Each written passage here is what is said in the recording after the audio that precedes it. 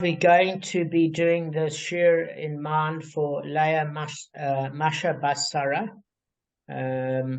because Rebbetzin Leanne Cohen, Rabbi Cohen's wife, is having treatment for colon cancer, and we wish her a full recovery. It's serious.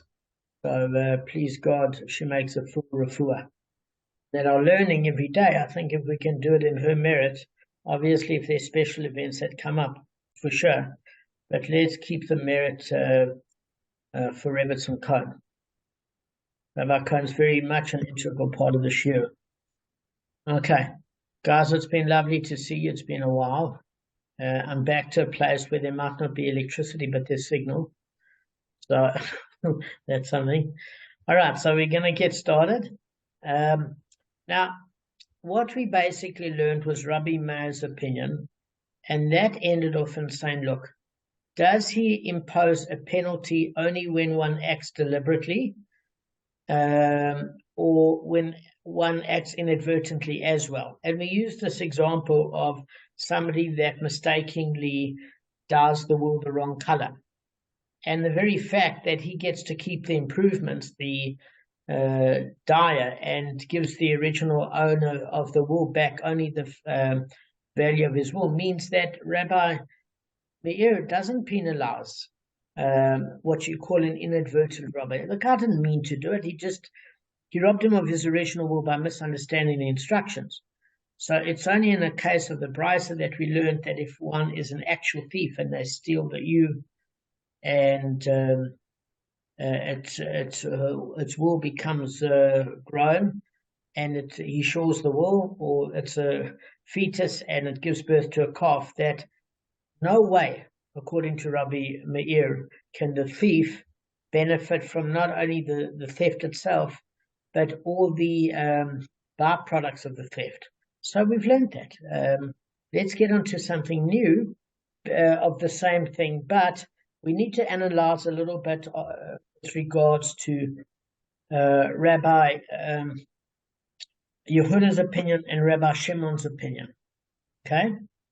So again, let me just tell you what Rabbi Yehuda states. He says, the stolen animal returns as it is. So what does he mean, return as it is? Well, the cow that has given birth, or the ewe that has been shorn, goes back to the original owner in its present state. The robber actually keeps the calf or the shorn wool.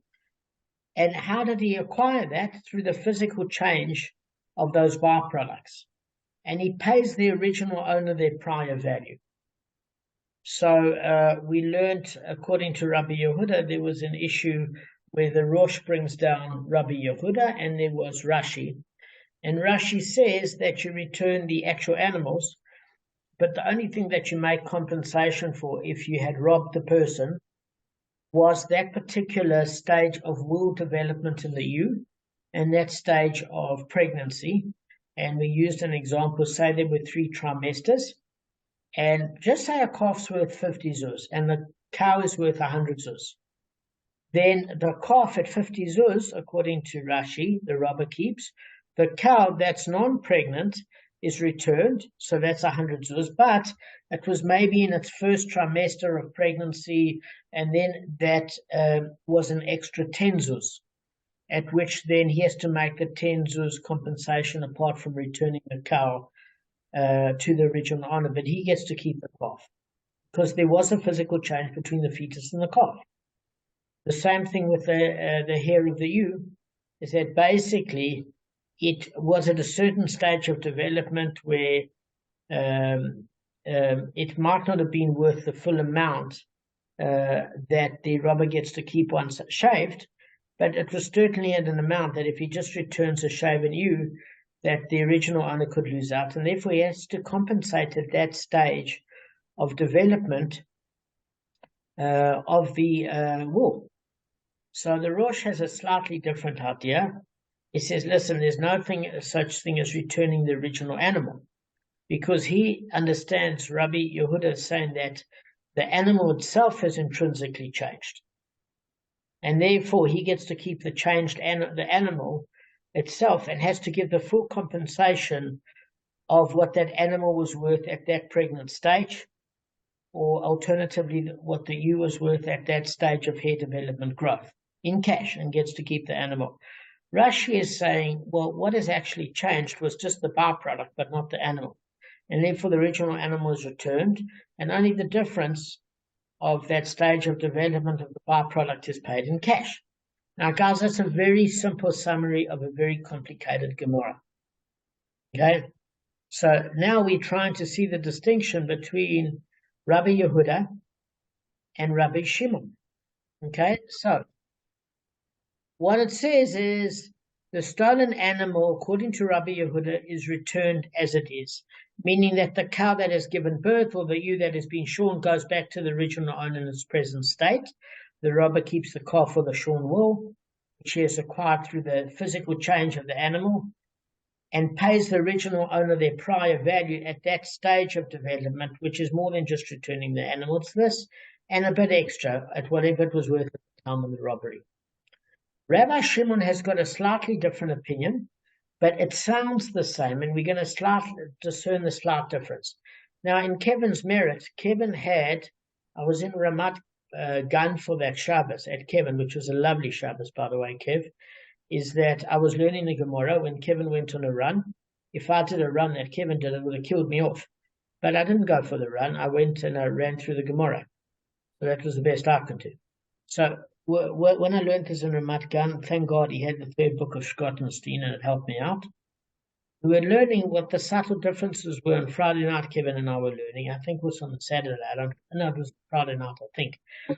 And we were saying, look, there's a slight difference between Rabbi Shimon and Rabbi Yehuda, because Rabbi Shimon says we view it as if it was an article appraised and placed with him according to its cash value at the time of robbery. And what did we describe this as? Is if a woman comes in a marriage and brings her property to the husband as part of what you call the communal assets, so to speak. If he predeceases her or if he divorces her, he has to reimburse her for what the property was worth appraised at the time of their ketubah, their marriage. Now, we used the example, if you remember last year, that if she bought in Yovel and now Yovel has become Harlem, then unfortunately it doesn't quite work out to her benefit, but she can't really complain because she gets back what she put in. But it's not in context of what the area is worth now. 30 years later, either if he dies or gets divorced. Now, if you have a look, and she bought in Glen Hazel. No, we didn't use the example of Glen Hazel because we used the example of Four Ways. Now, Four Ways used to be in Midrand, just felt, where there was horse riding and whatever. But now that Pretoria and Johannesburg have joined, Bryanston, Four Ways, all these areas have now become expensive and have accrued in value. So if she bought a felt at that stage, and now there's the Mall of Africa, then her property is worth a fortune. And in that particular case, she only gets paid at the time when she bought the property. She really loses out. If it's Yovel and deteriorated, she kind of gains. But either way, guys, she doesn't lose out because she gets recompensated. But if the area takes a dive, she loses out, and if the area improves, she doesn't get the benefits. Do you get what I'm saying? So it's not unfair. So what we are saying is it works the same thing as far as that's concerned. There has to be an appraised time for the article. And the date of the court, Gavin was battling with this issue a little bit, but we clarified it a few sessions ago, and Gavin understood it quite well, is that there's a difference between the time of the robbery and the time when it comes to trial.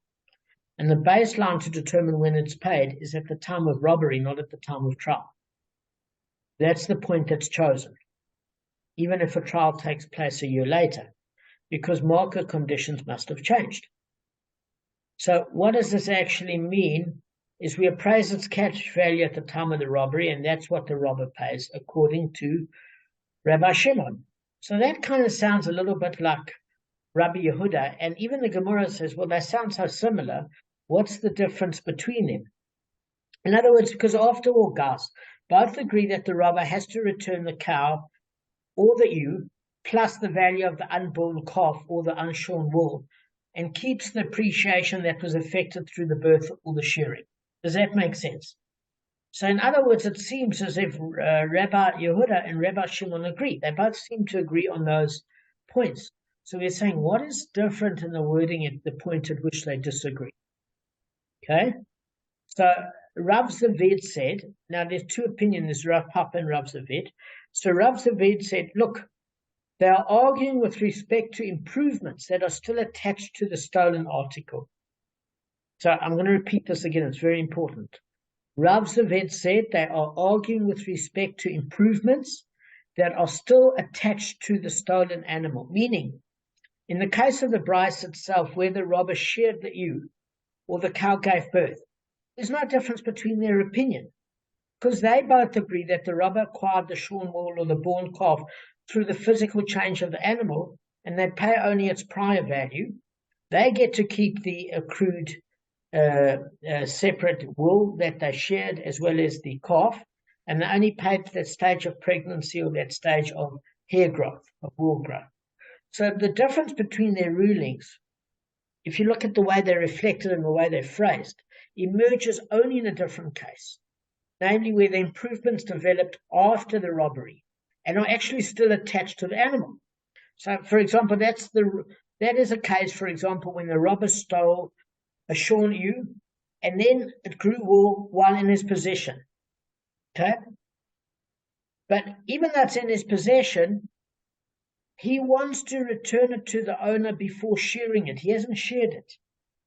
Well, let's use another example, because you figure, well, the robber might not have any brains, because at the end of the day, he might be losing out, because he gets to keep the appreciation and only pay the less difference. So why would he not shear the animal before? So let's take a case where he can't do anything about it. Well, maybe he stole a cow, and at that stage the cow wasn't pregnant. But when it was in his possession, he's got an ox, and it impregnated the cow, and he now wishes to return it to the owner before it's given birth. So that's more circumstantial, because it's come now to trial, and he can't say, no, guys, I know it's come to trial, but I want to profit here. Let me keep the appreciation and wait for it to give birth. You can't do that. So that's the case at where they differ. Where is the primary difference?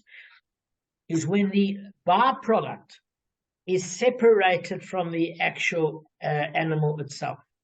Because this comes to what the Rosh is saying and Rashi is saying. Because the Rosh said that the animal itself intrinsically changes, okay, as a result of the pregnancy or the hair growth, and Rashi doesn't say that. Rashi is explaining, Rabbi Yehuda is saying, listen, the only thing that changed was the byproduct. The fetus became a calf. It's not that the animal changed or the hair growth became increased. And that's the difference between returning the original animal and making a slight cash restitution, as opposed to keeping the animal and making a full cash restitution at the time of the robbery. But for sure, as Rav Zaved explains, they're only arguing with respect to improvements that are still attached to the stolen animal. And if you looked at our brisa, it described it as a deattachment process. The fetus gave birth, the cow gave birth to the fetus, which became a calf. The ewe was shorn and became wool that was separated.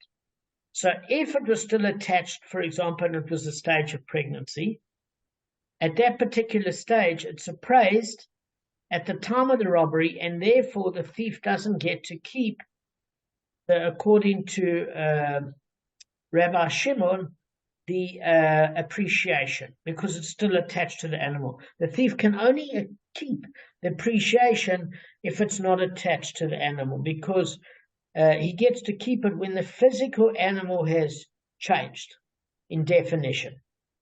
Does that make sense to a substantial level? Okay. Now, let's just go through one or two aspects again. So, Rabbi Yehuda holds that they belong to the one who was robbed. So what it's saying is, okay, in other words, as far as improvements that are still attached to the stolen article, Rabbi Yehuda is saying that they belong to the one who was robbed, meaning that Rabbi Meir first stated in the brisa that all the improvements this was Rabbi Meir, have to go to the original owner, even if they've undergone a physical change. Why? Because the robber by right should acquire them because of the physical change.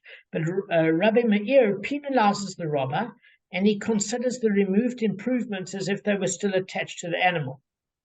So Rabbi Yehuda at that point argues and says the stolen animal is returned as it is, meaning if the animal was byproducts were detached from the animal, that part is not returned. In other words, at the time that the owner sues the robber in court, whether the animal has improved or diminished, and we don't basically view the removed improvements as if they were still attached. So what do we mean improved or diminished? So look, guys, if the animal had diminished since the robbery, what do we mean diminished? Okay, if it was an ewe, the removal of the wool, or if it was a cow, removal of the fetus. The robber acquires through the physical change that had been caused by the removal and the development of either the hair growth from the initial time of robbery or the fetus to the calf, and pays their prior value of the wool, fetus, in cash. So if the animal has improved since the robbery, then obviously it goes. It's slightly different as far as Rabbi Shimon is concerned. Okay, so according to Rabbi Yehuda, the wool of fetus has come into being since the robbery. It's not considered something changed. It must still be attached to the animal. Okay, but as part of the animal, it's not considered changed. It has to be separate. Okay, so let me just clarify this one point again. So in summary, without me going into detail, Rabbi Yehuda said the stolen animal returns as it is. Rabbi Shimon says we view it as if it was an article praised and placed with him according to its cash value at the time of the robbery. What's the difference between them? Rav Zavid said they're arguing with respect to improvements that are still attached to the stolen animal. Rabbi Yehuda holds that they belong to the one who was robbed. So if they are still attached to the animal, according to Rav Zavid, that goes back to the original owner. But Rabbi Shimon holds that they belong to the robber. Now, this is a different explanation, according to Rav Zavid, as what we've learned Rabbi Yehuda said before. Because we learned Rabbi Yehuda said before that the thief gets to keep the actual calf or the actual wool in the brisa. What we are saying is here, Rav Zavid said there's a condition, and that's if they actually were detached by either by being sheared or alternatively by giving birth. But if it's still in the fetal stage, just of a greater development, or that you hadn't been shorn, that goes back to the original owner. Okay, but Rabbi Shimon holds that they belong to the robber. And he's saying then, since that belongs to the robber, the robber gets to keep the cow with that developed fetal stage, as well as the ewe with the shorn wool. And what he gives is cash compensation for what it was worth at the time of the robbery. You see the difference between them slightly. In other words, Rabbi Shimon disputes Rabbi Yehuda's ruling that the robber keeps the wool and fetus, only if they became separated from the animal, but not if they're still attached. So Rabbi Shimon maintains that we view it as if it was appraised with him according to its cash value at the time of the robbery. So guys, that is if the ewe became laden with wool and the cow became pregnant after the robbery, even if those improvements are still attached to the animal, and obviously certainly if they've been removed, because Rabbi Shimon and Rabbi Yehuda don't disagree with that. They belong to the robber and who has acquired them through change, and they don't belong to the original owner, even with respect to the cash value. Okay? Rabbi Yehuda has the opposite view. Rabbi Shimon basically considers the wool and the fetus that have come into being as changed from their original state of non-existence, even though they're still attached and they're part of the animal. So in all cases, we view it as if the animal was appraised at the time of the robbery, and it's only that amount that the robber must return to the owner in cash. So as far as Rabbi Shimon is concerned, there is no benefit if there's still attachment as far as the robber achieves. It's only when it's detached from the animal that he gets to keep the improvement and pay the difference. But if it was still attached to the animal, he gets to keep those animals, etc., but he pays a cash equivalent at the time of the robbery. Whereas Rabbi Yehuda is basically saying that the improvements go to the robber, and the value is at the time of the robbery, but only if it's not attached. If it's attached, then it's not put under consideration. Does that make sense? Okay. Now, before we before we go through, can you explain it to me, each of you guys? I know Kevin's on a bus; he can't. Well done, Kev. You got out of it. Yishakayach. I'm on a bus. Can't you see? Yeah, look at this. It's me. Look at this. Yeah. Gavin's on the bus. I can see he's moving his steering wheel. Gavin's on the bus. I'm also on a bus. Yeah, there we go. I can see Arthur's on the bus too. Okay.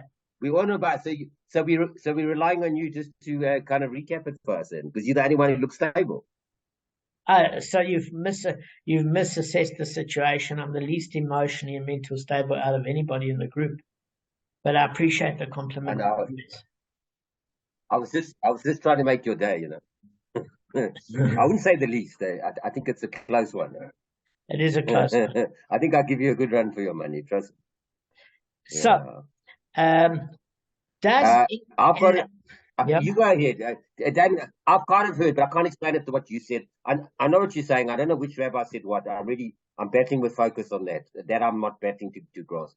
But I've understood what you're saying about the fact whether if it's been shared or if it's been shared or if it hasn't been shared, you know, or if the use taken place. Both of them basically say that if it's already taken place,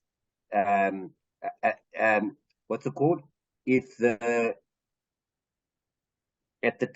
Both of them look at the time of the robbery, and see, I can't remember which rabbi says one. The one says you have to give cash, and the other one says you have to give the animal back. But they both, in essence, agree on the same thing. As long if the shearings and all of that are already off, then they both agree that you give just the improvements then of the what's it called, of the shearings and of the ewe.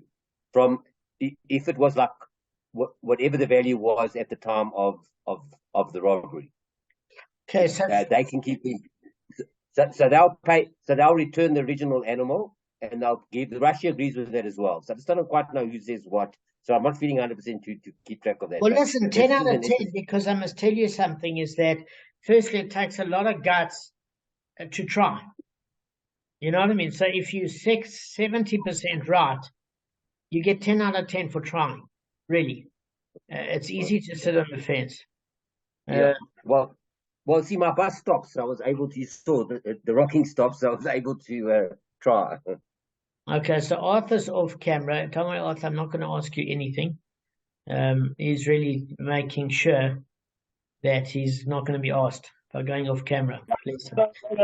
From what I grasped from it, what I understood. Okay, yes, one rabbi said, up until the court date, if the court date, okay, the guy gets the bull, the cow gets pregnant, right? She's not got a fetus in her. Okay, one rabbi says, when the court date's due, he doesn't get in. It all goes to the owner, and the other one says no. He only gets back what he put in. You know, the actual original. On my way off. You off, but still to take a shot at it is something I appreciate. That's what the show is about. It's about taking. Something about up until court date was important. No, listen, you got some aspects right. But the thing of it is, the reason why I need you to get this clear is we're going to go to Rav Papa soon, and has got a completely different opinion, and you've got to be able to hold both in your mind. So I'm going to give it one more summary shot, and I appreciate the fact that you both taking effort to answer it, because it's not about being right. It's about, at the end of the day, coming away with a clean understanding of what we're dealing with. So again, I'm going to go point for point. Is that what we learned from the Bryce originally with Rabbi Yehuda, is how the Rosh explains it compared to Rashi.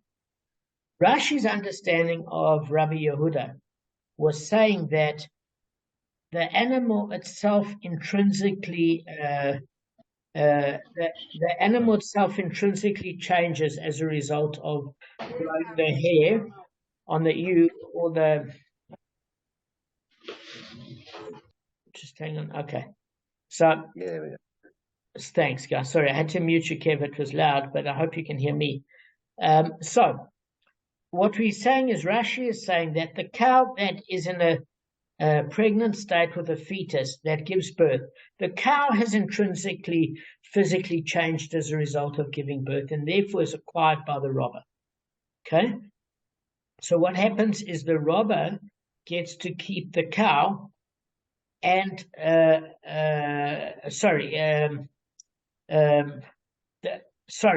just I apologize. I got that. I mixed up between the Rosh and the Rashi. So the Rosh, Rashi is saying that the animal hasn't intrinsically changed. That's why he can return the animal and only give the cash difference. What's happened is Rashi is saying, Rav Yehuda is saying that the fetus to the calf, that's changed. And therefore the robber gets to keep the calf. But because the animal hasn't changed, he can return the animal in lieu of payment as a refund. And he only has to pay the cash difference between the non-pregnant animal and that particular stage of pregnancy within that trimester, or whatever the case may be, which is not the full value of the calf, because a calf could be worth 50, the cow's 100. Could be at that stage of pregnancy it was only 15 or 20 zuz. So he gets to make, the robber gets to actually keep the calf and make an improved profit. Okay, and the same with the ewe is that he says that when a hippie grows a hair and he becomes a skinhead, okay, there ideologically is a bad example I use, because a skinhead and a hippie have got two different ideologies, so maybe the person has intrinsically changed. But let's just say it's the same person and it's not an ideological difference but a fashion change. And the oak grew an afro in the 70s. In the 80s, it didn't become very popular. He shaved his hair. The person is still the same person. So what's changed is the hair growth. So then, according to Rashi, that physical change means the robber acquires the wool and he only has to return the ewe, and that stage of hair growth can be paid in cash. The Rosh is arguing and saying, Rav Yehuda is saying that the animal itself has intrinsically changed, and that's why the robber gets to keep the ewe as well as the cow and cannot return it, because it's different in the stage of pregnancy to giving birth. The animal's changed, or the hair growth has intrinsically changed the animal, and therefore the robber has to go all the way to recompensate at that stage of hair growth or that stage of pregnancy in cash the value to the original owner. Okay? But these are issues that we're discussing where Rabbi Yehuda is saying that the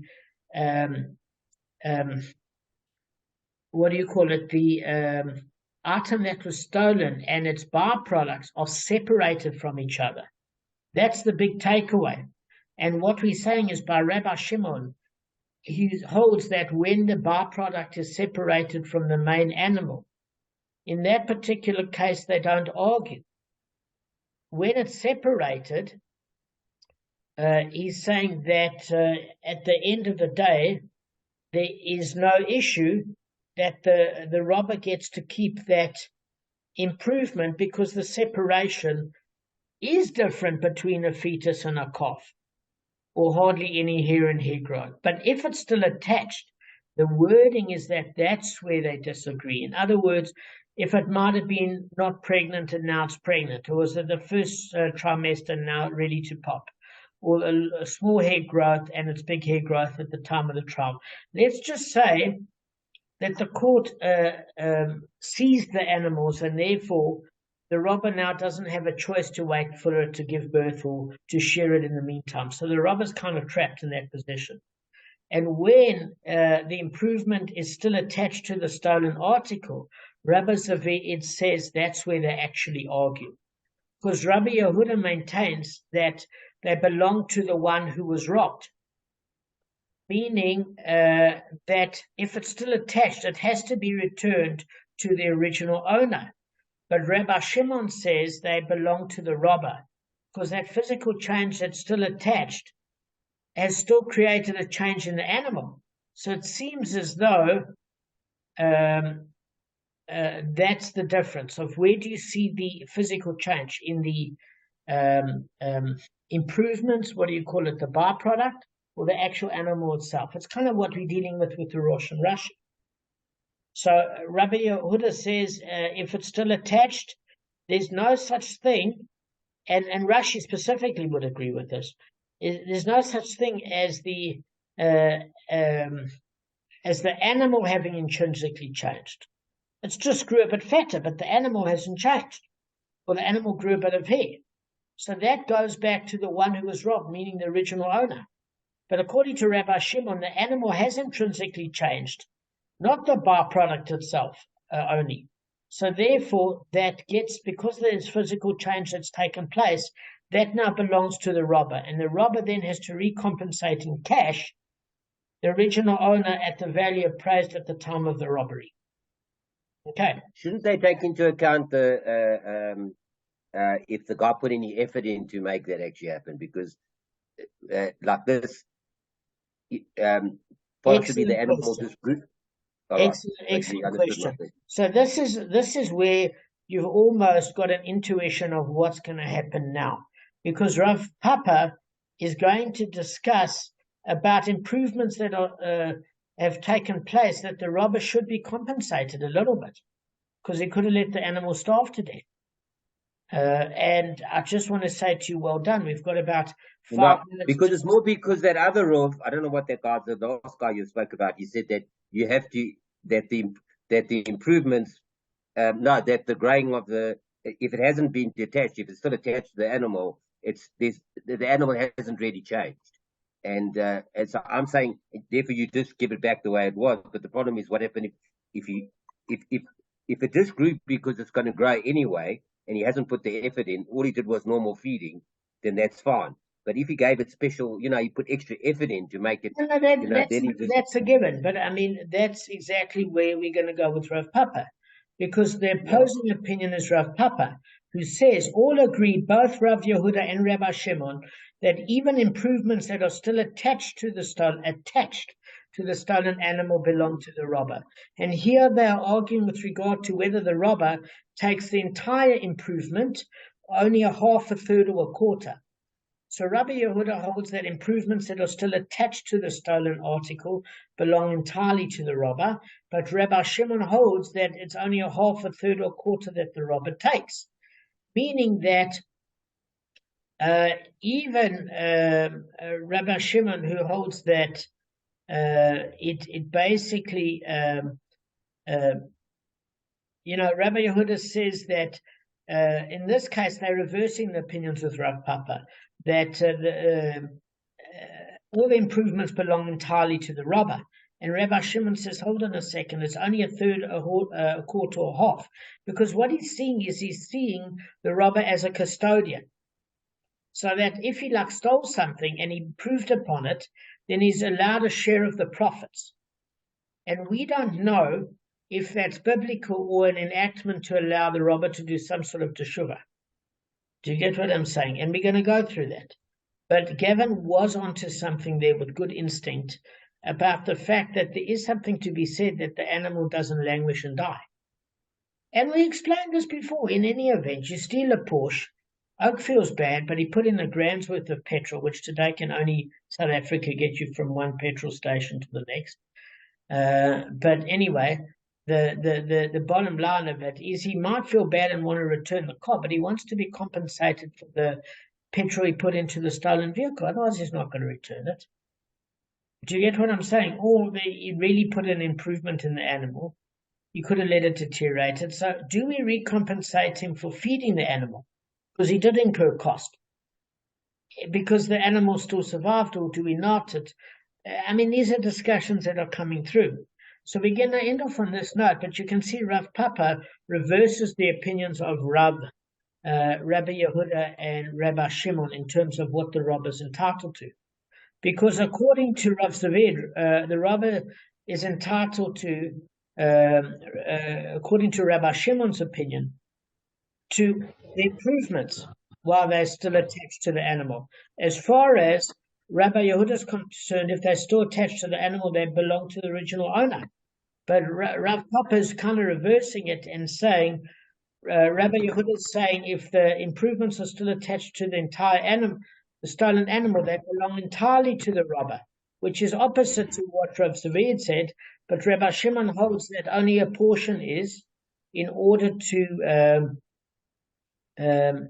get some sort of compensation. So there, about who benefits the robber, the original owner, is reversed with Rav Zaved and Rav Papa. And the reasoning is also reversed.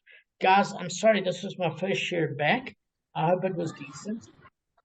Damon, how much time do you have left? Because I'm on my phone, I can't see. How much time do you have left? A minute and a half. Share an idea, quickly. Share an idea. Okay, just quickly. Okay, from today's parasha, the Jews, as we are people that complain, and there's always people that are upset about things and certain things. And also when the Jews left Egypt, they were chased, they were pursued by Paro. And today's parasha was about the song at the sea, which is a thanks. But Hashem took the Jews further away from Egypt, because in case they had second thoughts, they were actually thinking of actually returning to Egypt. So he took the Jewish people further away, so they couldn't return back to Egypt so quickly, to keep them on the right track to eventually reach the promised land. So there's some, maybe it's some in life, someone might do something that's perceived to be bad, but it's for their own benefit at the end of the day. Yeah, and that's a good point, is that specifically Hashem did, as you said, I learned that, take them in a route that they wouldn't be able to return to that point. So what seems as a huge trial at the time actually saves them. Absolutely correct, Kevin. Absolutely correct. Guys, it was lovely to see you after. Yeah, thanks, Damon. You're looking good, man. Yeah, I'm feeling better. Yeah.